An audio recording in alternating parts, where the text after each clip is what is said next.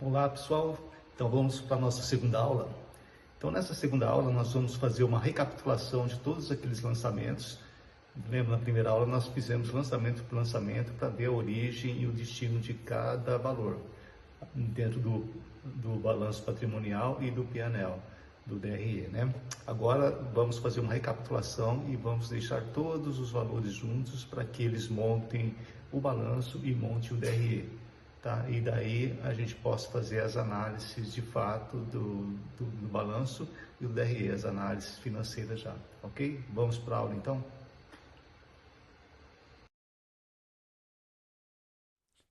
Bom, agora vamos fazer uma recapitulação de tudo que nós falamos até aqui, e só que conservando todos os lançamentos, tá? Não vamos colocar e tirar os lançamentos, não. Vamos começar lá, o capital social, lembra? Nós começamos colocando 300 mil como capital social, que abasteceu o caixa ali, tá? Depois disso, nós fomos olhando o resultado no patrimônio líquido, tá? Depois nós fomos para compras diretas, compramos de matéria-prima, colocamos um valor ali de 500 mil reais. Então, veja bem que ele afeta fornecedores aqui e afeta o estoque e impostos a recuperar, né? Então 500 é a soma de 363 menos 136, que impostos a recuperar. Depois outros custos, colocamos ali 30 mil, esse já afeta diretamente o resultado, tirando os impostos, né, que ele já deixa uma partinha no imposto a recuperar, já abastece fornecedor e o imposto a recuperar, tá? Esse não vai para estoque, vai direto para o resultado. Daí nós colocamos despesa de manutenção, comprando manutenção. Daí a manutenção vai direto para o resultado também, que nós vimos isso. Colocamos ali 15 mil, que já aparece no resultado, aparece em fornecedores e aparece no resultado.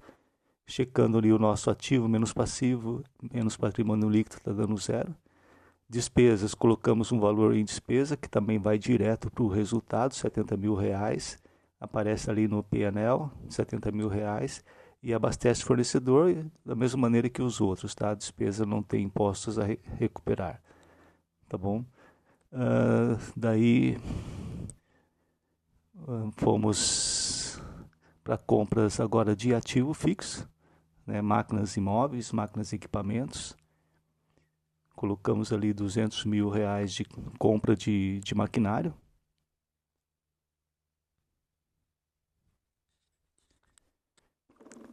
Gera ali no ativo imobilizado 200 mil e vai a depreciação, que seria uma fração.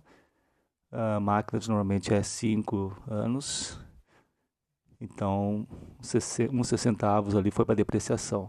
Checamos de novo a continha, a contabilização, ativo menos passivo, menos patrimônio líquido, tudo certinho. Então veja que estamos abastecendo o nosso balanço e também já está sendo criado o P&L. Conforme a empresa vai trabalhando durante o mês, essas informações já vão abastecer no balanço e o P&L. Imóveis é a mesma conta, uma depreciação, a fração, só que agora o período é maior, 20 anos, um imóvel, tá? E carrega ali a depreciação no resultado e fornecedores também, tudo que eu estou comprando vai para fornecedores, é uma dívida que eu vou assumindo. Coloco a vendas já abate os impostos, mostra só a venda líquida ali, e o resultado já está aparecendo ali, a venda menos os custos, já tem um valor de 1 milhão a receber, contas a receber aqui do cliente, no meu ativo. E o resultado do exercício também vai sendo construído a partir desses lançamentos. Tem aqui ativo menos passivo, menos patrimônio líquido, continua sendo zero, então está tudo certo os lançamentos. Devolução é a mesma coisa que as vendas, o mesmo caminho, só que sinal trocado, tá? Então aqui derruba a venda líquida, derruba o resultado. PDD, provisão de devedores duvidosos, vou colocar 5 mil ali, ele afeta direto o resultado e afeta o quanto você vai receber. Estou considerando que eu não vou receber mais esse valor, já considerando para o resultado, já assumindo a perda, né?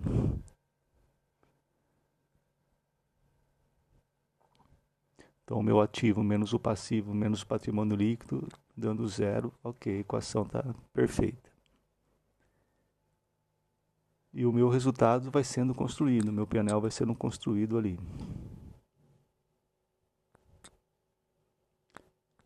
Consumo de estoque. Lembrando que a equação para o custo das vendas é saldo inicial mais compra menos saldo final. 300 mil ali dessa equação. Eu tinha 363, tinha zero no saldo inicial, eu tinha 363 no estoque, tirei 300, fica com 63. Olha, 363 era o que eu tinha no estoque. Eu tirei 300 mil para acompanhar a venda, então eu fiquei com 63, ok? E esse 300 impacta lá o custo das vendas, tá? Essa equaçãozinha aí, olha, custo da mercadoria vendida, estoque inicial, mais compra menos estoque final. Bom, então eu tenho aqui já um caixa, temos contas a receber, contas a pagar e o balanço segue sendo construído. Cada lançamentozinho desse, eu estou construindo o meu balanço. Provisão para obsolescência, aqueles possíveis produtos que se perde ou deteriora, vence, prazo de vencimento. Então eu tenho que ir construindo uma provisão e mensalmente eu vou atualizando. A provisão eu posso, tanto a PDD como a obsolescência, posso impactar ou beneficiar o resultado.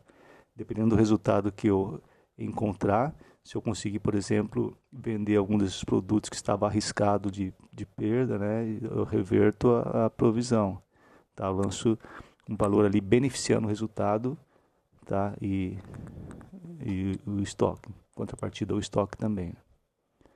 Então, a contrapartida da obsolescência é o resultado. Ok?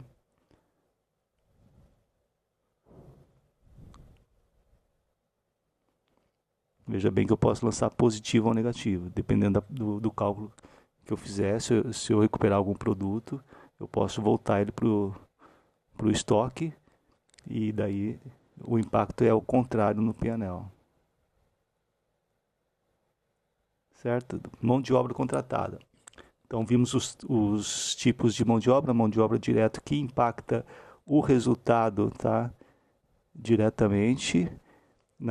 Só que antes da margem. Todas as mãos de obras impactam o resultado. Só que da mão de obra direta antes da margem.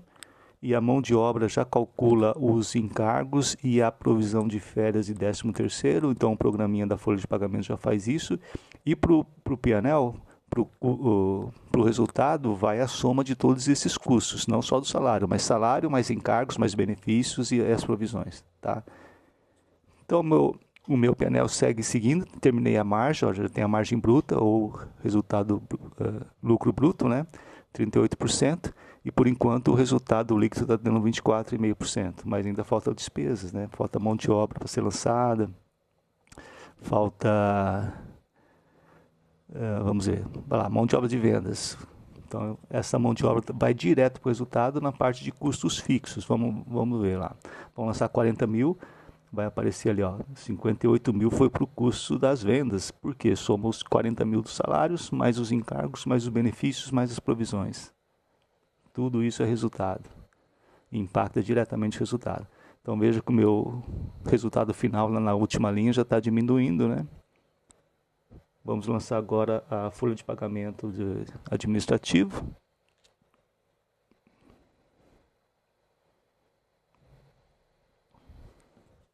Que também vai impactar diretamente o resultado. Tá? Vamos lá aqui, folha de pagamento administrativo. Vamos colocar aqui 20 mil. Então, diretamente, olha, foi 29 mil lá para o resultado. Lembrando, esses coeficientes que eu estou usando, tá? Estou colocando praticamente só o INSS mais as provisões. Mas tem outros encargos, tem vale alimentação, vale transporte, algum benefício que a empresa, restaurante, a empresa possa oferecer, isso tudo vai para o custo das vendas, tá? Desculpa, vai para o custo fixo, no caso aí do administrativo. Então aquele 20 mil se transformou em 29 mil. Esse percentual para vocês saberem que não é só o salário. Bom, folha de pagamento logística, 30 mil eu coloquei ali. Então ele vai levando ali 44 mil o custo fixo. Então, com isso, praticamente já está pronto o P&L, só está faltando calcular o imposto de renda e a participação do sócio, participação no resultado dos sócios, né? Tenho aqui o meu balanço também prontinho e só que está faltando os pagamentos. Tá? Ainda não fiz nenhum pagamento, então e também não recebi nada do cliente e nem paguei nada a fornecedores. O balanço, lembrando que o balanço é sempre a foto do último dia do mês, tá? Então, se eu tirasse uma foto nesse momento, antes do pagamento, essa seria a situação da empresa. Eu devo ali 1.200.000 e eu tenho a receber 1.253.000. Devo 1.221 e tenho a receber 1.200.000. Tenho em poder 1.253, tá? Que eu tenho estoque mais contas a receber. Pagamentos, então folha de pagamento. A hora que eu lanço ali 140.000, ele já abate lá das obrigações trabalhistas, zero obrigações trabalhistas. Se eu lançasse 100.000, veja, ia ficar 40.000 ainda para o mês seguinte. Deixei de propósito 40.000 ali para pagar no mês seguinte. Vamos agora lançar fornecedores, pagamento a fornecedores. Vamos lançar aqui, quanto? 300.000. Vamos lançar pagamento a fornecedores, então, 300.000. Então, 300.000 vai diminuir do meu fornecedor lá. Lembra que estava 915, caiu para 615 e está tirando da onde? Do banco, do caixa, né? Então, ele absorveu todo aquele valor que tinha lá, ainda ficou negativo 300.000. E não afeta mais nada o resultado, tá? O P&L já está formado, agora pagamento é só caixa. A partir daqui é só caixa. Eu vejo que ele afetou lá fornecedores, contas a pagar e banco, tá? Vamos fazer um recebimento de clientes. Isso aqui vai abastecer o caixa. Tinha 900.000 para receber do cliente, vamos colocar aqui 500.000. Ok, recebi 500.000, vamos ver como é que fica lá em cima. Então aparece já ali os 900 abateu para 400.000, ainda tenho 400.000 em haver a receber do cliente e abasteceu os 500.000 no caixa, tinha negativo de 100, ficou com 400 positivo, tá? Vamos fazer mais uns pagamentos.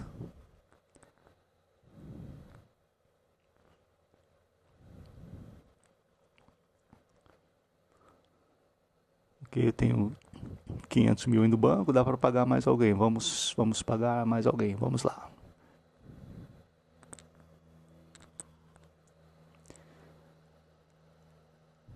Os impostos, uma parte para o governo, vamos pagar alguns impostos aqui, vamos colocar 80.000 reais, ok? 80.000 reais os impostos, abateu ali dos impostos a pagar, ainda fiquei devendo 20.000. Então, se eu tirar uma foto hoje, depois desses pagamentos, esse é o meu quadro, tá? É a posição do último dia. Supondo que o mês tenha encerrado aqui, seria essa a foto. Tem um ativo de 1.070.000, um passivo de 741 e 328 de patrimônio líquido, por conta que já recebeu esse resultado positivo de 28.000. Okay. Por último, pagamento dos impostos trabalhistas, 10.000 reais. Então ele abateu lá também dos impostos trabalhistas. Fiquei devendo 29.000 ainda para o governo. E com isso praticamente está fechado o balanço. Então tem um caixa de 400.000. Mas eu tenho uma dívida com fornecedores, com o banco. Mas também eu tenho 300.000 para receber de clientes. De maneira que o ativo menos passivo menos patrimônio líquido dá um número positivo, tá? Dá um número zero, desculpa. E eu tenho um patrimônio líquido de 328, já está crescendo por conta o resultado já mostra um ganho, né? Então a operação gerou lucro, gerou ganho. Então se gerou ganho eu posso distribuir para os sócios, né? Vamos colocar lá, fazer um lançamentinho, distribuição de lucros, colocar 10.000 reais. Então ele tira lá do resultado, esse impacta o resultado. Mas impacta depois daquela linha ali de resultado operacional antes da distribuição dos lucros, né? E daí ele vai impactar também o caixa, o dinheiro sai do caixa e diminui naturalmente o seu patrimônio líquido. Não, desculpe, o patrimônio líquido, diminui o patrimônio líquido. Ok? Porque saiu do caixa, certo? Então eu tenho aqui já formado o meu balanço e tenho formado o meu DRE ou P&L. Uma margem de 38%, 33% de custo fixo, resultado de 4,3% no final da operação. Ok? Então, esse é o exercício que fizemos. E agora vamos passar às análises do balanço e do patrimônio do P&L, ok? Bom, agora já temos o nosso balanço patrimonial e DRE ou P&L prontos. Com o exercício que nós fizemos, deixei todos os números, todos os lançamentos contábeis. Então ele montou para a gente um exemplo aqui de balanço patrimonial e DRE, que é o resultado, ok? Bom, agora vocês já conhecem bem o balanço patrimonial, já não assusta mais, ok? Então, ativo é o bom, o passivo é o ruim, ativo é o que você tem, passivo é o que você deve, e patrimônio líquido é a diferença dos dois. Ou seja, a empresa está crescendo. Se mostra um número positivo aqui que está crescendo. Se esse patrimônio líquido começar a diminuir, é porque a empresa não está indo bem. E ele diminui por conta do quê? Por conta do resultado do exercício. Tá bom? Então, a primeira análise que a gente pode fazer é isso, no patrimônio líquido. Bate o olho ali no patrimônio líquido e todo mês você tem que estar vendo ele crescer, tá bom? Bom, vamos lá às análises. Olhando primeiro o ativo, que é aquilo que você tem.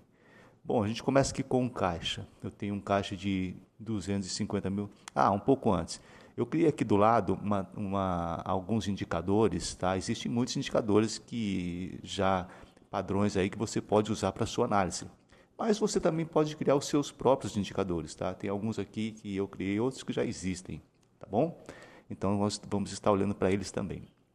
Mas, vamos supor, antes dos indicadores, vamos bater o olho no nosso balanço patrimonial e fazer uma análise rápida. Bom, eu olho aqui, eu vejo que, bom, primeiro ele está fechando, né? O ativo mais o passivo, menos o patrimônio líquido, tá dando zero. Então, está tudo contabilizado direitinho. Se eu olhar aqui para o meu ativo, eu vejo aqui que um caixa, eu tenho 250 mil de caixa, porém eu sei que eu tenho um custo fixo no mês de 217 mil, está bem apertadinho, né? E ainda tenho as despesas do custo operacional, que está dando aqui mais quase 400 mil, certo? Em torno de 400 mil para comprar matéria-prima, etc. Então, logo de cara eu vejo que o meu caixa está meio no limite. Nessa operação eu entrei só com 300 mil reais, eu consegui operacionar tudo isso, ok, tá bom, mas eu preciso estar atento a isso, tenho que ter caixa disponível. E nos começos dos meses surgem todos vários pagamentos, impostos, fornecedores, folha de pagamento, etc, tá bom? Segunda análise, olho para o meu contas a receber. Opa, tem bastante dinheiro para receber, né? Por que eu não recebi ainda, né? Então, é uma ação que você pode tomar. Vamos transformar isso em caixa. Olha, jogar esse número para cá já me alivia, já fico mais tranquilo, né? Estoque, olhando para o estoque, a hora que você bate o olho aqui, o estoque eu sempre comparo com o custo das vendas, tá?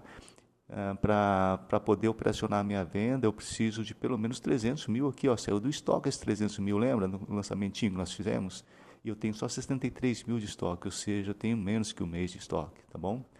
Então, em termos de estoque, de ativo é isso. Olhando o passivo, você olha aqui e fala, puxa, ainda tem que pagar 615 para fornecedores, né? Veja bem que isso aqui, esse balanço está bem resumido, bem sintetizado, tá? Eu posso pedir uma abertura para o contador, ele vai dizer para você que desses 615, tem 200 mil que é máquina, eu estou pagando aí em 6 meses, então não vai ter necessidade de pagar logo no começo do mês. E assim por diante. Então eu tenho que olhar aqui o meu fornecedor, uma das primeiras análises, os impostos, estou pagando ou não bem. Uma das análises que eu faço é o seguinte, os impostos eles não podem ser maior que um mês de imposto. Por quê? Aquilo que eu operacionei no mês anterior, eu vou pagar no mês seguinte em termos de impostos, né? Então, se eu tiver aqui os impostos de um mês, está tudo certinho, não tem nada errado. Agora, se começar a acumular, é porque eu estou deixando de pagar os impostos. Então, já tem que acender uma luz amarela aí. Tá bom? Então, as primeiras análises.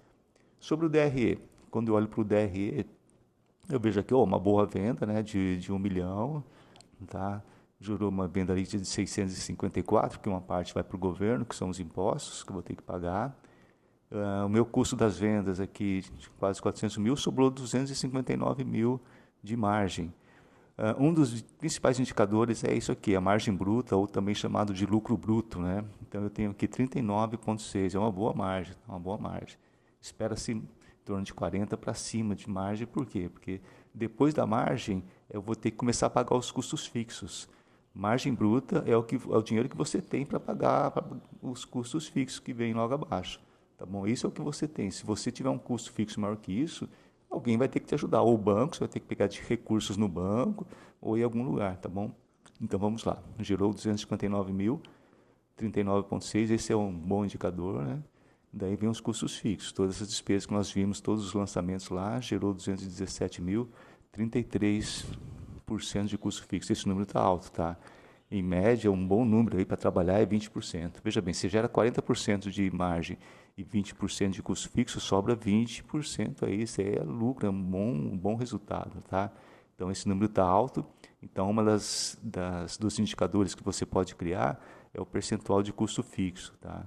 Ele tem que ser tipo metade do que deu a margem. Então se você não gerou aquela margem, você tem que trabalhar em reduzir custo fixo, para a empresa ser sempre lucrativa. Tá bom, e o resultado, depois a gente vê aqui, tem a depreciação, o PDD, que a gente não lançou nada, né? E gerou esse resultado de 5,9%, é um bom número também, e principalmente que ele é positivo, tá? Então, a análise do P&L, dependendo dos números que você der, você pode explorar cada um deles. No SOP, por exemplo, você vai explorar cada linha. Vendas, eu vendi 1 milhão, tá, mas eu quero saber quais foram os principais clientes, né? Eu quero saber a margem de cada cliente. A margem deu 39,6%, mas eu quero saber cliente por cliente, onde que eu estou ganhando, estou perdendo. Existe N análises que você faz aqui e N ações para você poder melhorar essa margem. Mesma coisa nos custos fixos, tá? Você listar os principais custos fixos para tomada de ações. Tá bom? Vamos agora aos indicadores criados aqui. Bom, resultado operacional direto 5,9, é esse número aqui, tá? Antes da distribuição para os sócios, né? 5,9 é um bom número, então ele está verdinho, porque está acima, coloquei uma meta de 3%. Por que 3%? O mercado financeiro dá 1%, qualquer coisa acima de 1% já é uma vantagem em relação a deixar o dinheiro aplicado. Tá? Eu estou comparando com as vendas, não estou comparando aqui com o que eu investi, os 300 mil. Se comparar com os 300 mil, vai dar um número melhor ainda. Bom, caixa. Caixa está vermelho. Por que está vermelho? Porque eu tenho 0,4 de caixa aqui. Ó. Terminou o mês com 250 mil de caixa, tá? E eu tenho que enfrentar um passivo de 681 mil, então está vermelho. Então, o ideal, esse indicador você cria. Eu quero ter pelo menos um mês. Por isso que, quando tiver menor que 1, eu deixei vermelho aqui. Eu tenho que ter pelo menos um mês de caixa para começar tranquilo o mês seguinte. Estoque, 6,4 dias. A formulazinha que eu uso é essa aqui, olha, é o estoque dividido pelo custo da mercadoria vendida, multiplicado por 30, coloquei 30, tá? Que é o número médio dos dias do mês. Então, o estoque seria esse 63 mil, dividido pelo custo das vendas, que seria o 300 aqui, multiplicado por 30, vai dar os 6,4 dias. O ideal é que você tenha pelo menos um mês de estoque, tá? Outra coisa, e não mais que 2 ou 3 meses, dependendo do tipo de produto. Se for importado, ele vai ter um lead time maior, então você tem que ter mais estoque. Então, dependendo de produto para produto, em média, você tendo de 1 a 2 meses, é um bom estoque. É o estoque chamado estoque de segurança, tá? Para você poder atender o seu cliente no mês seguinte. Se for muito mais que isso, mais que 3 meses, por exemplo, ele já ficaria vermelho também o indicador. Ele é vermelho abaixo de 30 e vermelho acima de 90. Esse, no meu caso, no meu exemplo, dependendo da sua empresa, você vai dizer quantos dias de estoque você precisa para cada item, tá? Ele varia de item para item. Itens importados você precisa ter mais dias, né? Mais tempo, mais estoque, por conta que pode dar um canal vermelho lá no porto, você ter problema de abastecimento, tá bom? Solvências, solvência geral é uma formulazinha também, tá? Para saber se essa empresa está indo bem ou não, né? Se a empresa é uma empresa solvente. Então, é o lucro líquido, né? Que seria 38 mil aqui, mais depreciação dividido pelo passivo total, que é esse número aqui. Bom, aqui, como é o primeiro mês, nós tivemos só um mês, é óbvio que ele vai estar vermelho, tá? O balanço, como eu disse, ele é acumulado.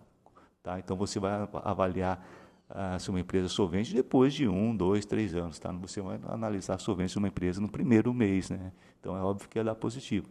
Como ele é acumulativo, conforme os lucros vão acumulando aqui, depois de 1 ano, você faz essa continha aqui, olha. Provavelmente o seu passivo vai estar o mesmo, né? Porque você vai estar pagando em dia todos os meses e o seu resultado acumulado vai aumentando. Então você vai ter a sua empresa depois de 1 ano. Se continuar nesse ritmo aqui, ela vai ser solvente, tá bom? Liquidez corrente é o ativo pelo passivo, passivo circulante, né? Então o ativo sobre o passivo circulante, ele tem que ser maior que 1. Então liquidez corrente, esse é um bom indicador. Lembra que eu disse que o ativo é o bom e o passivo é o ruim? Então quando você divide um pelo outro, se der maior que 1 é porque você está bem, você tem mais a receber, você tem mais em mãos do que você tem a pagar, tá bom? E a liquidez seca seria o ativo circulante, tá? Sem contar o que você investiu aqui em maquinário, essas coisas, menos o estoque, tá? Menos o estoque, porque a liquidez seca é aquela que você tem rapidinho na sua mão, né? Que seria os bancos e os clientes. Você pode antecipar um título, por exemplo, e transformar tudo em dinheiro. Então seria o ativo circulante menos o estoque dividido pelo passivo circulante, tá? Que é o que você deve. Então ele também tem que ser maior que 1. No caso aqui está dando 1.1, então tá bom. Ok, essas são as principais análises, tem muito mais, tá? Tem muito mais que você pode fazer, mas vamos ficar aqui com essa aqui por enquanto, tá bom? Até mais.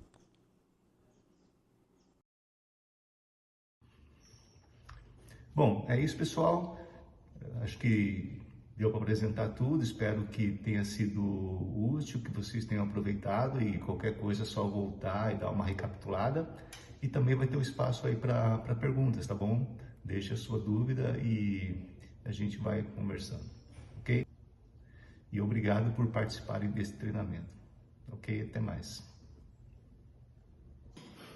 Eu vou deixar esse QR Code aqui em cima para aqueles que puderem e quiserem apoiar o canal, tá bom? O valor que você desejar, tá bom? Está aberto o valor para aqueles que puderem e quiserem apoiar, tá bom? Obrigado, até mais.